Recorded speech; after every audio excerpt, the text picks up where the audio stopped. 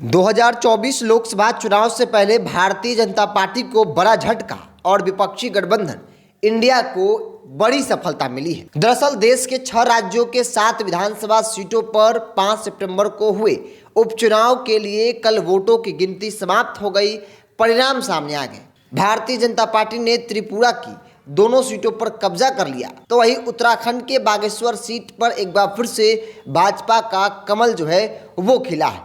BJP उम्मीदवार पार्वती दास ने इस सीट पर 2400 वोटों से जीत हासिल कर ली। केरल की पुथुपल्ली सीट पर कांग्रेस ने एक बार फिर से कब्जा जमाया है। पश्चिम बंगाल में धूपगुड़ू सीट पर तृणमूल कांग्रेस के निर्मल चंद्र राय ने बीजेपी की तापसी राय को पराजित कर दिया है। झारखंड के डुमरी विधानसभा क्षेत्र में झारखंड मुक्ति मोर्चा की बेबी कुमारी ने ऑल झारखंड स्टूडेंट यूनियन आसजू की यशोदा देवी को हरा दिया है।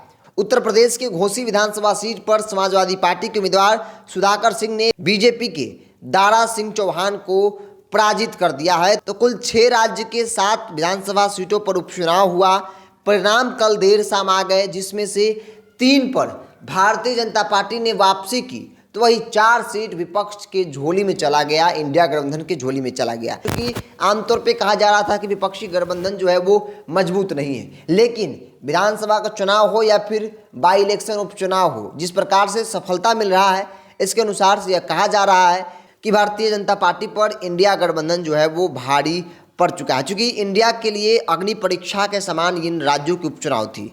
अगले साल होने वाले लोकसभा चुनाव और साल के अंत में होने वाले विधानसभा चुनाव से पहले इन चुनावों को विपक्षी गुट इंडिया के लिए एक बड़े टेस्ट के रूप में देखा जा रहा था। बता दें कि जिन 7 सीटों पर उपचुनाव हुए हैं उनमें उत्तराखंड की बागेश्वर, उत्तर प्रदेश की घोसी, केरल की पुथुपल्ली, पश्चिम बंगाल की धूपगुड़ी, झारखंड की डुमरी, त्रिपुरा की बक्सा नगर और धनपुर शामिल है। तो ये 7 राज्य के 6 विधानसभा सीटें थी जहां पे भारतीय जनता पार्टी और विपक्षी गठबंधन इंडिया के बीच कड़ा मुकाबला देखा जा रहा था। लेकिन स्ट्राइक रेट अगर देखा जाए इन 6 राज्यों को लेकर, तो 7 सीटों में से 3 सीट भारतीय जनता पार्टी की झोली में और 4 सीट विपक्षी गठबंधन की झोली में आया है, जिसमें एक टीएमसी, कांग्रेस और जेएम समाजवादी पार्टी शामिल है। तो बड़ी सफलता कह सकते हैं कि विपक्षी गठबंधन को मिला है। क्योंकि विपक्षी गठबंधन को लेकर बड़ा सवाल था कि ये लोग आपस में लड़ेंगे, लेकिन आपसी तमाम लड़ाई झगड़ा और नाराजगी को दरकिनार करते हुए ये दल जो है चुनाव लड़े थे और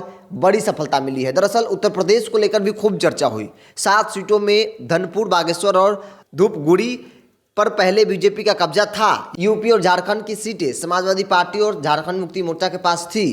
त्रिपुरा के बक्सनगर सीट पर, केरल की पुथुलपुर सीट पर सीपीएम और कांग्रेस के पास थी। उत्तर प्रदेश की घोसी सीट मौजूदा विधायक और ओबीसी नेता दारा सिंह चौहान के सपा छोड़कर बीजेपी में शामिल होने के बाद खाली हुई थी। इस सीट पर अब बीजेपी के प्रत्याशी के रूप में दारा सिंह को शिकस्त मिली है। समाजवादी पार्टी के सुधाकर सिंह ने दारा सिंह को 42,759 वोटों से चुनाव हरा दिया है। यानी कि बड़ी हार उत्तर प्रदेश में मिली है भारतीय जनता पार्टी को। 1,24,447 वोट मिले, जबकि दारा सिंह को महज 81,668 वोट मिले हैं। जरा सोचिए कि उत्तर प्रदेश जैसे राज्य जहां भाजपा की सरकार है, जहां कहा जाता है कि बाबा का बुलडोजर बोलता है, जहां भाजपा के एजेंडे आसानी से लागू हो जाते हैं, जिस उत्तर प्रदेश को लेकर कहा जाता है कि भाजपा मतलब उत्तर प्रदेश, उस उत्तर प्रदेश में 40,000 प्लस वोटों से चुनाव हरा देना कोई मामूली बात नहीं होती है। और बाई इलेक्शन में उत्तर प्रदेश में बड़ी हार भारतीय जनता पार्टी को, ये फिर यूँ कह सकते हैं कि भाजपा को बड़ा झटका जो है